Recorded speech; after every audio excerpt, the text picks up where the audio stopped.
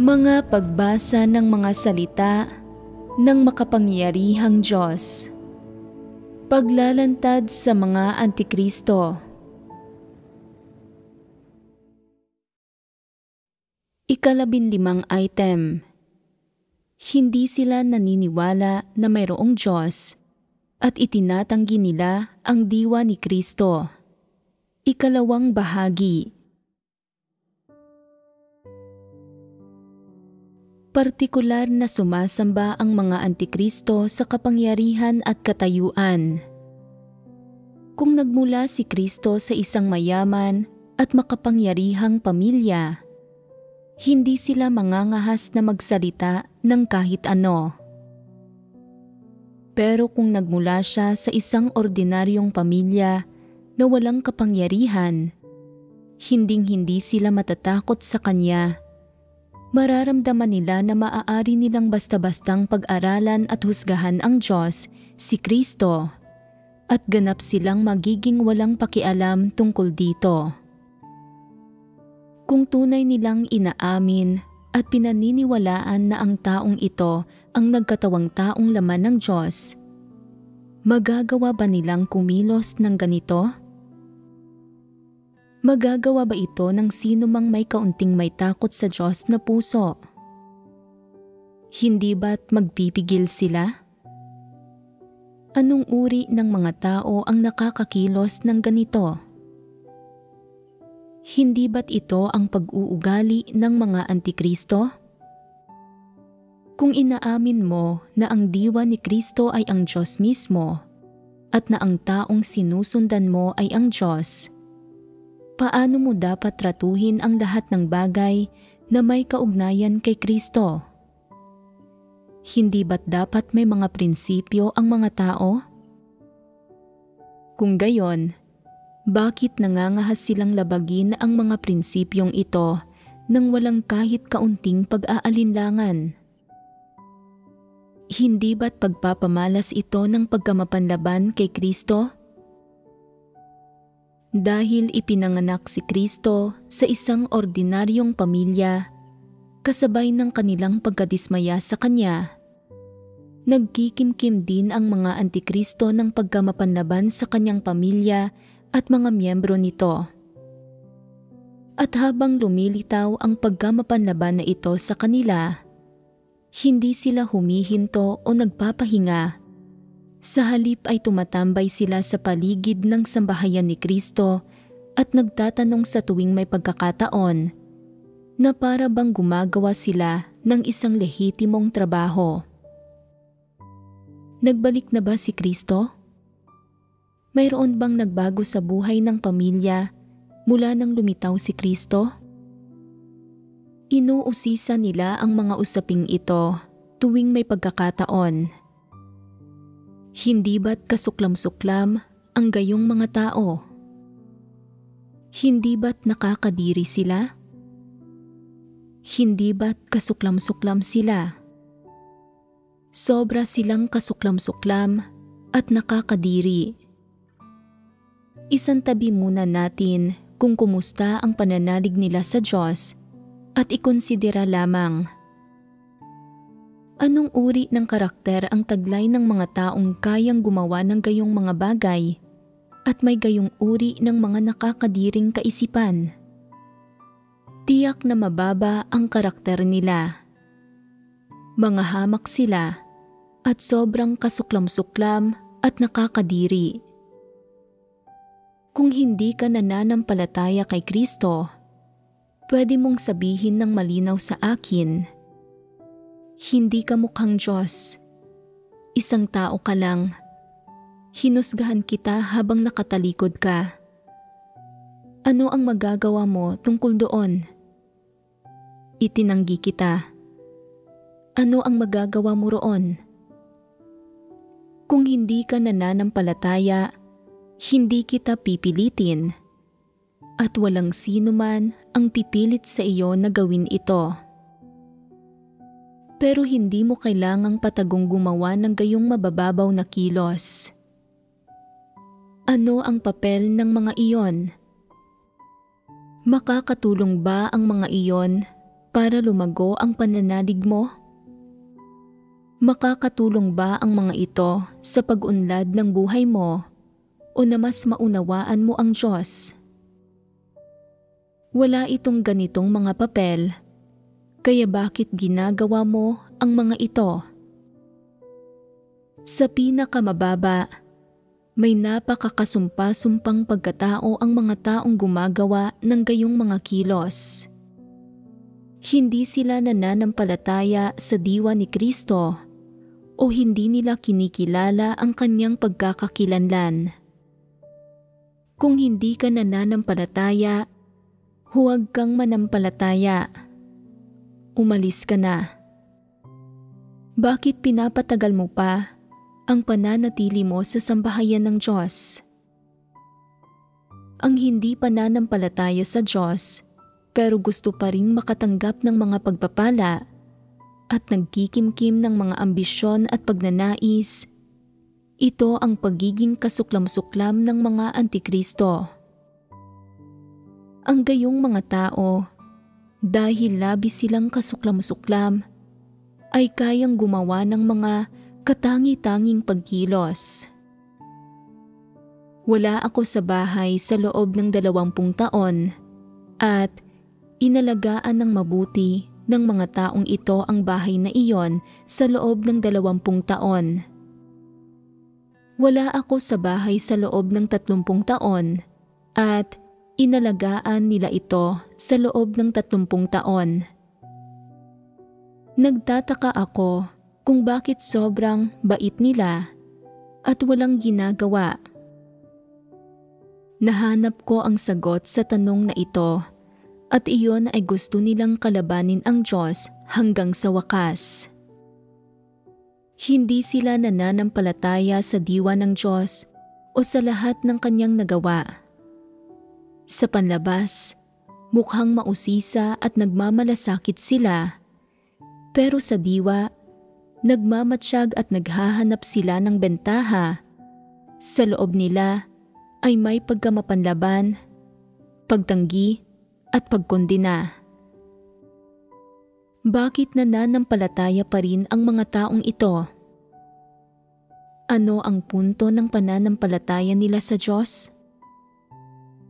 Dapat nilang itigil ang pananampalataya nila at umalis na agad. Hindi nangangailangan ang sambahayan ng Diyos ng gayong mga tao. Huwag na nilang ipahiya ang sarili nila. Gagawin ba ninyo ang parehong mga bagay sa ilalim ng katulad na mga sitwasyon at kondisyon? Kung magagawa ninyo, kung gayon ay katulad lang din nila kayo, isang grupo ng mga antikristo na determinadong kalabanin ang Diyos hanggang sa wakas, hindi titigil hanggang kamatayan, naghahanap ng mga bentaha at ebidensya laban sa Diyos upang itanggi siya, ang kanyang diwa at ang kanyang pagkakakilanlan.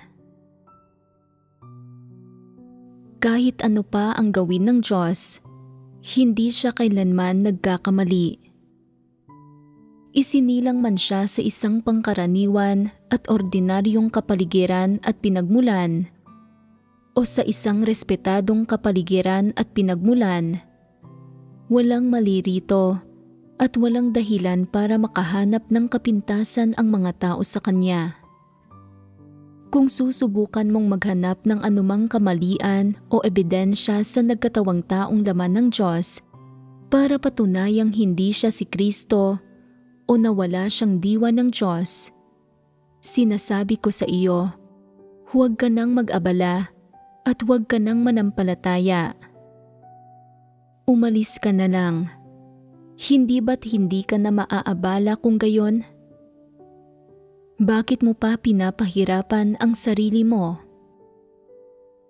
Ang subukang hanapan ng mali o ebidensya si Kristo para akusahan, itanggi, o kundinahin siya ay hindi ang lehitimo mong trabaho, tungkulin, o responsibilidad.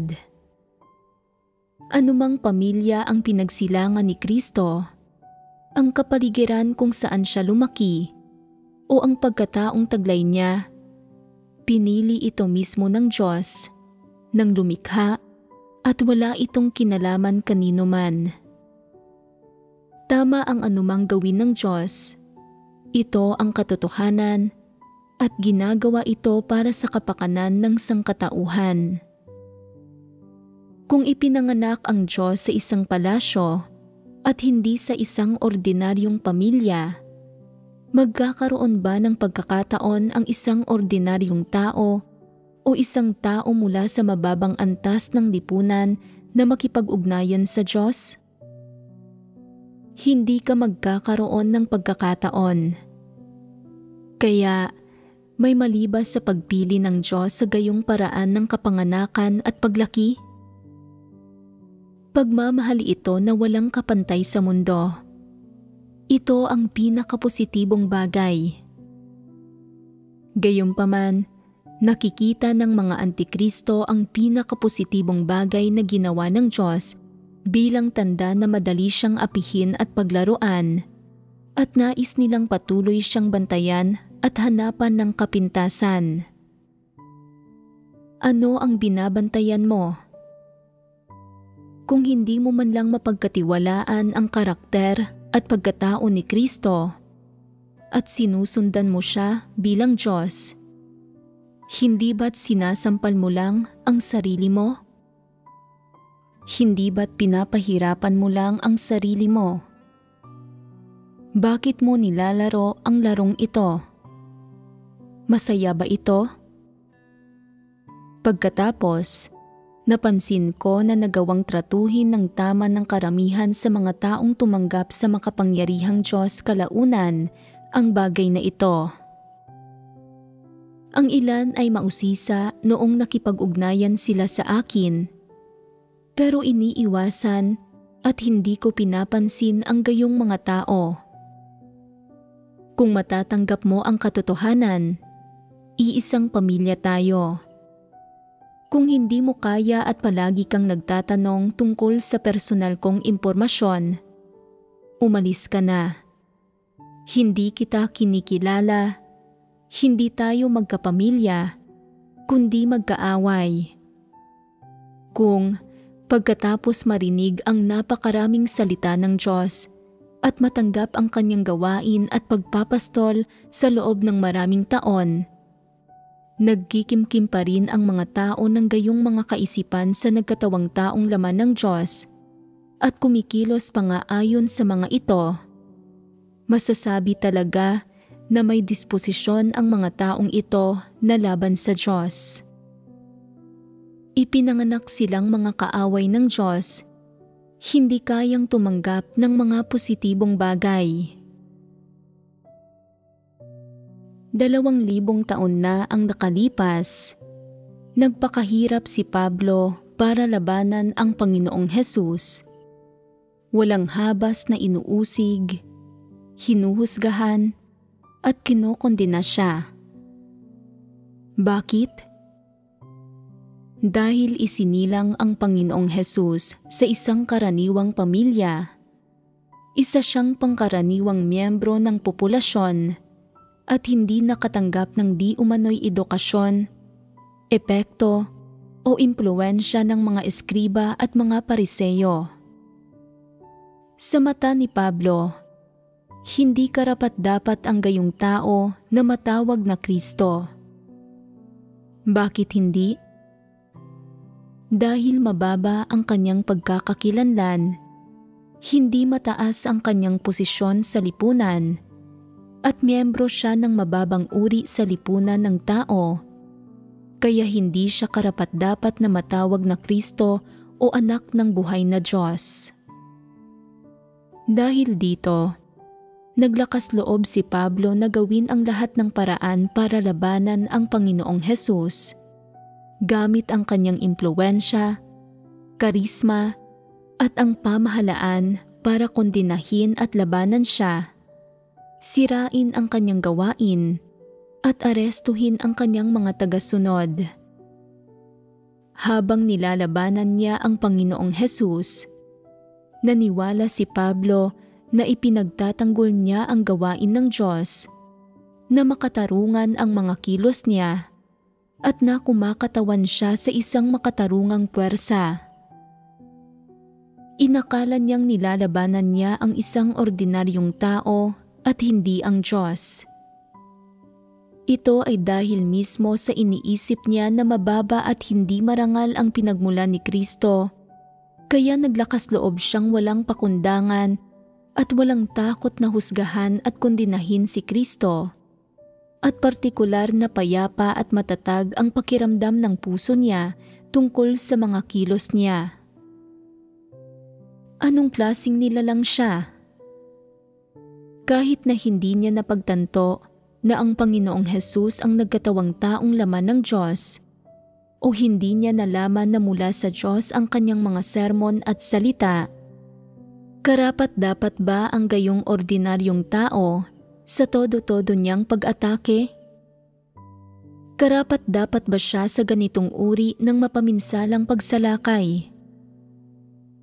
Karapat-dapat ba siya sa pag-iimbento ni Pablo ng mga tsismis at kasinungalingan para linlangin ang iba at makipagkompetensya sa kanya para sa mga tao?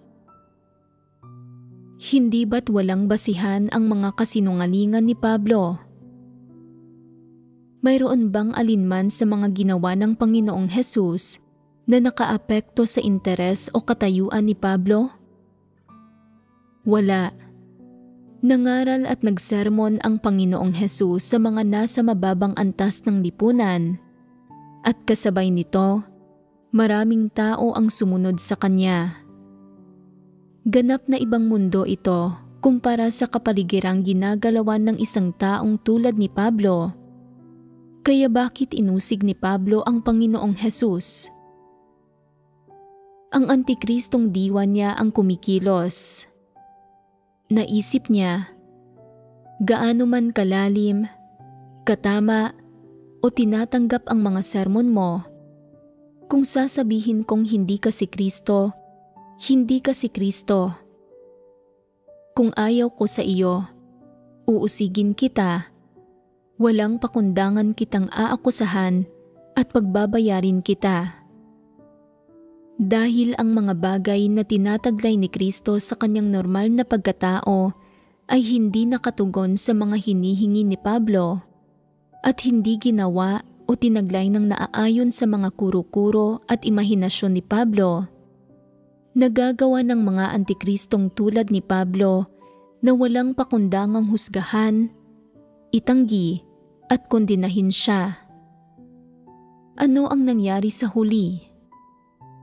Pagkatapos siyang pabagsakin ng Panginoong Hesus, kinilala ni Pablo sa wakas, "Sino ka baga, Panginoon?"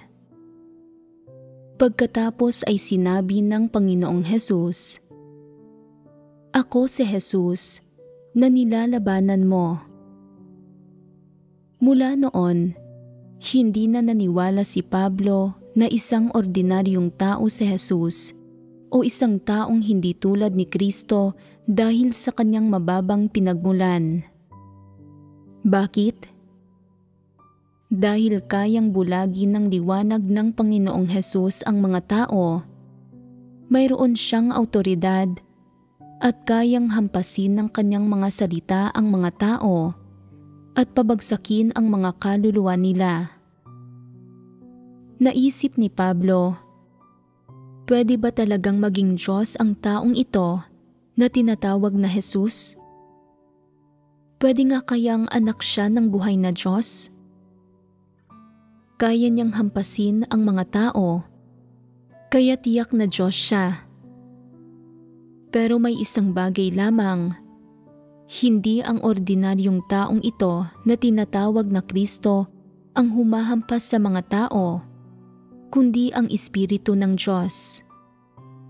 Kaya anuman ang mangyari, hanggat tinatawag kang Hesus, hindi ako yuyukod sa iyo sa pagsamba. Sinasamba ko lamang ang Diyos sa langit, ang Espiritu ng Diyos. Pagkatapos mahampas, may naisip si Pablo. Bagaman isang masamang pangyayari ang paghampas sa kanya, Napagtanto niya dahil dito na may natatanging pagkakakilanlan ang isang taong tinatawag na Kristo at na isang malaking karangalan ang maging Kristo. At sino mang maging Kristo ay pwedeng maging anak ng buhay na Diyos, mapalapit sa Diyos at baguhin ang ugnayan niya sa Diyos. Ginagawang espesyal ang ordinaryong taong iyon at ang pagkakakilanlan ng ordinaryong taong iyon ay nagiging anak ng Diyos. Naisip niya, bagaman ikaw, Jesus, ay anak ng buhay na Diyos, ano naman ang kahanga-hanga roon? Isang mahirap na karpentero ang ama mo at isang pangkaraniwang may bahay ang iyong ina. Lumaki ka sa piling ng mga pangkaraniwang tao at may mababang katayuan sa lipunan ang pamilya mo at ikaw mismo ay walang espesyal na mga abilidad. Nakapangaral ka na ba sa isang templo? Kinikilala ka ba ng mga eskriba at pariseyo? Anong edukasyon ang natanggap mo? May mataas na antas ng kaalaman ba ang mga magulang mo? Wala ka ng alinman sa mga ito, pero anak ka pa rin ng buhay na Diyos. Kung gayon, dahil may gayon akong mataas na antas ng kaalaman at nakikisalamuha ako sa mga tao sa mataas na antas ng lipunan at napaka-intelektual, edukado at may kilalang pinagmulan ang mga magulang ko, hindi ba't madali para sa akin na maging Kristo? Ano ang ipinahiwatig niya? Kung pwedeng maging Kristo ang isang taong tulad ni Jesus, hindi ba't ako, si Pablo, ay masigit na may kapabilidad na maging Kristo, anak ng buhay na Diyos, dahil pambihira ako, karismatiko, maalam, at may mataas akong katayuan sa lipunan? Noong buhay pa si Jesus, nangangaral lang siya, nagbabasa ng mga kasulatan, nagpapalaganap ng daan ng pagsisisi, naglalakad sa iba't ibang lugar, nagpapagaling ng mga may sakit, nagpapalayas ng mga demonyo, at gumagawa ng maraming tanda at kababalaghan. Iyon lang, hindi ba? Pagkatapos niyon, naging anak siya ng buhay na Diyos at umakyat sa langit.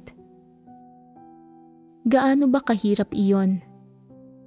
Ako, si Pablo, ay puno ng kaalaman at may marangal na katayuan at pagkakakilanlan sa lipunan.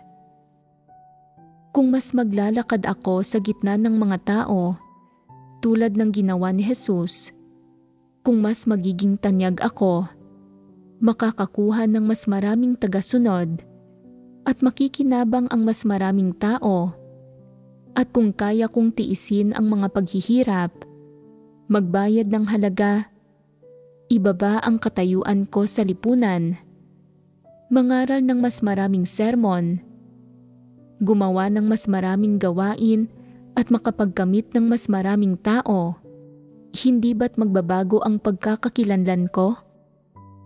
Hindi ba't mula sa pagiging anak ng tao ay magiging anak ako ng Diyos? Hindi ba't ang isang anak ng Diyos ay Kristo? Gaano ba kahirap ang maging Kristo? Hindi ba't isang anak ng tao si Kristo na isinilang ng tao? Kung naging Kristo si Jesus, bakit ako, si Pablo, ay hindi kayang gawin iyon? Napakadali nito. Anuman ang ginawa ni Jesus, gagawin ko rin. Anuman ang sinabi niya, sasabihin ko rin. Paano man siya lumakad sa gitna ng mga tao, ganoon din ang gagawin ko. Hindi ba't magkakaroon ako ng pagkakakilanlan at katayuan na katulad ng kay Jesus? Hindi ba't matutugunan ko ang mga kondisyon para sang-ayunan ako ng Diyos tulad ng ginawa ni Jesus? Sa makatuwid, Hindi mahirap makita sa mga sulat ni Pablo ang kanyang pagkaunawa at pananaw sa pagkakakilanlan ni Jesus. Naniwala siya na isang ordinaryong tao ang Panginoong Jesus na sa pamamagitan ng paggawa at pagbabayad ng halaga at lalo na pagkatapos na ipako sa krus, nakamit ang pagsang-ayon ng Ama sa langit at naging anak ng buhay na Diyos na nagbago kalaunan ang kanyang pagkakakilanlan. Kaya, sa isipan ng mga taong tulad ni Pablo, hindi nila kailanman kinikilala si Jesus bilang ang laman na isinusuot ng Diyos sa lupa, bilang ang nagkatawang taong laman ng Diyos sa sangkatauhan. Hindi nila kailanman kinikilala ang diwa ni Kristo. Katulad ni Pablo ang mga antikristo sa kasalukuyan. Una, pareho sila ng mga kaisipan, ambisyon at pamamaraan, pati na rin ang isa pang bagay, ang katangian ng kahangalan. Saan nagmumula ang kahangalan nila? Nagmumula ito sa kanilang mga ambisyon at pagnanais. Kapag tinitingnan ng mga antikristo ang nagkatawang taong laman ng Diyos, kahit saang anggulo, hindi nila nakikita ang diwa ng Diyos kay Kristo. Paano man nila tingnan, hindi nila makakamtan ang katotohanan mula rito o mauunawaan ang disposisyon ng Diyos. Paano man nila tingnan, palagi nilang iniisip na isang ordinaryong tao si Kristo. Iniisip nila na kung direktang bumaba mula sa langit si Kristo para makita ng lahat, hindi siya magiging ordinaryo. Iniisip nila na kung wala talagang pinagmulan o konteksto si Kristo at bigla na lang lumitaw sa kalagitnaan ng mga tao, masyado iyong kakaiba at pambihira. Ang mga bagay na hindi maarok ng tao, na pambihira, ay mismong mga bagay na tumutugon sa mga ambisyon, pagnanais, at pagkamausisa ng mga antikristo. Mas gugustuhin nilang sundan ang Ganoong Kristo kaysa ang isang ordinaryong tao na kayang magpahayag ng katotohanan at magbigay sa kanila ng buhay. Dahil nga ipinanganak ng tao si Kristo at talagang isa siyang ordinaryong tao, isang normal, praktikal na tao na hindi nakakakuha ng sapat na pansin o hindi nagsasalita sa paraang nagpapayanig ng langit at lupa. Kaya kapag inoobserbahan siya ng mga antikristo ng ilang panahon, iniisip nila na sadyang ganoon lang ang lahat ng ginagawa ni Kristo. Pagkatapos ibuod ang ilang pattern, nagsisimula na silang gayahin si Kristo. Ginagaya nila ang kanyang tono, paraan ng pagsasalita at intonasyon. Ginagaya pa nga ng iba ang mga partikular na salitang ginagamit niya, pati na rin ang tunog ng kanyang paghinga at pag-ubo. Itinatanong ng ilang tao, dahil ba sa kamangmangan ang panggagayang ito? Hindi. Ano ang sanhi nito? Kapag nakikita ng mga antikristo ang isang ordinaryong tao gaya ni Kristo, na nagsasalita lamang ng ilang ordinaryong salita, na may napakaraming tagasunod at napakaraming tao na nagpapasakop sa kanya, hindi ba't may mga kaisipang lumilitaw sa kaibuturan ng puso nila tungkol sa usaping ito? Natutuwa ba sila para sa Diyos? Nagiging masaya ba sila para sa Kanya? At pinupuri ba nila siya? O naiinis, nagagalit, nagiging mapanlaban, naiinggit, at nagsiselos ba sila? Iniisip nila, paano ka naging Diyos? Bakit hindi ako ang Diyos? Ilang wika ang kaya mong salitain? Makakagawa ka ba ng mga tanda at kababalaghan? Ano ang maibibigay mo sa mga tao? Anong mga kaloob at talento ang taglay mo? Anong mga abilidad ang mayroon ka? Paano mo napasunod ang napakaraming tao?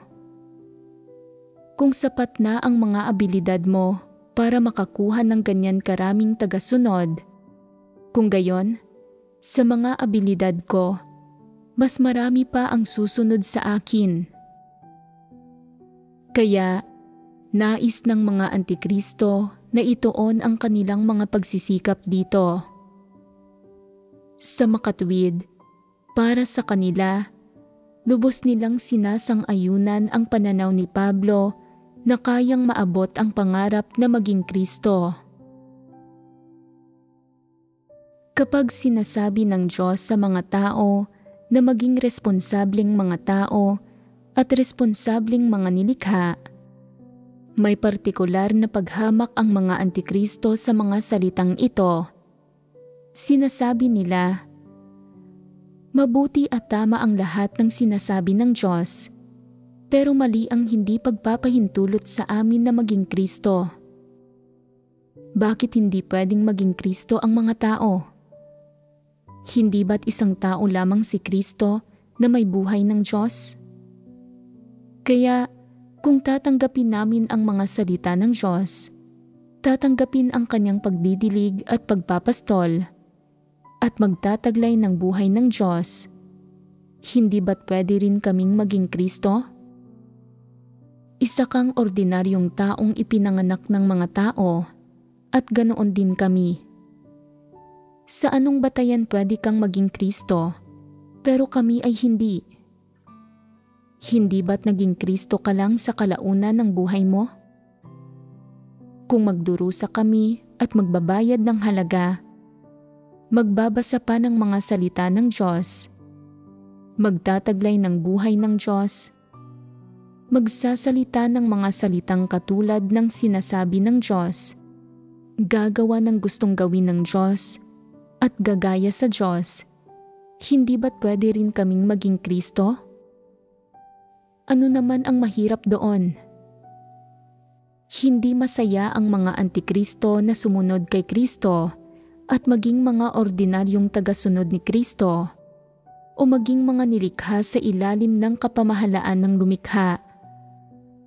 Itinutulak sila ng kanilang mga pagnanais at ambisyon. Huwag maging ordinaryong tao. Isang pagpapamalas ng kawalan ng kahusayan ang pagsunod at pagtalima kay Kristo sa bawat pagkakataon. Higit pa sa mga salita ni Kristo at mga pangako ng Diyos, dapat kang magkaroon ng mas mataas na mga hangarin, tulad ng pagsusumikap na maging anak ng Diyos, ang panganay na anak, si Kristo mismo, na magamit ng husto ng Diyos o na maging isang haligi sa kaharian ng Diyos. Napakadakila at nakapagbibigay ng inspirasyon ang mga layong iyon. Ano ang palagay mo sa mga ideyang ito? Karapat-dapat bang itaguyod ang mga ito? Dapat bang taglayin ng mga normal na tao ang mga ito? Dahil mismo may ganitong uri ng pagkaunawa sa pagkakakilanlan at diwa ni Kristo ang mga antikristo, kaya hindi nila sineseryoso ang kanilang mga salita at kilos ng paglaban, paghatol, panunukso, pagtanggi, at pagkondena kay Kristo. Iniisip nila, ano ang nakakatakot sa paghatol sa isang tao? Tao ka lang, hindi ba? Inaamin mong isa kang tao, kaya ano ang mali kung hahatulan, susuriin, o kokondinahin kita? Ano ang mali kung babantayan o pag-aaralan kita? Kalayaan kong gawin ang mga bagay na ito. Hindi nila ito nakikita bilang paglaban sa Diyos o pagsalungat sa Kanya, na isang napakamapanganib na pananaw. Kaya maraming antikristo ang lumaban kay Kristo sa ganitong paraan sa loob ng 20 o 30 taon. Palaging nakikipagkompetensya sa kanya sa puso nila. Sasabihin ko sa iyo ang katotohanan. Ang ginagawa mo ay kalayaan mo, pero kung bilang isang tagasunod ng Diyos, tinatrato mo ang nagkatawang taong laman ng Diyos ng napakawalang habas, isang bagay ang tiyak. Hindi mo pinapahirapan ang isang tao, lantaran mong nilalabanan at sinasalungat ang Diyos. Tinututulan mo ang Diyos. Anumang may kinalaman sa diwa, disposisyon, mga kilos ng Diyos, at lalo na sa nagkatawang taong laman ng Diyos, ay may kaugnayan sa mga atas administratibo. Kung tinatrato mo si Kristo ng napakawalang habas at hinahatulan at kinokondina siya ng napakawalang habas, sasabihin ko sa iyo, nakatakda na ang kalalabasan mo. Huwag asahang ililigtas ka ng Diyos. Hindi maililigtas ng Diyos ang isang taong lantaran siyang nilalabanan at walang habas siyang tinututulan. Kaaway ng Diyos ang gayong tao. Isa siyang Satanas at Diablo at hindi siya ililigtas ng Diyos. Magmadali ka at pumunta sa kung sino man sa palagay mo ang makakapagligtas sa iyo.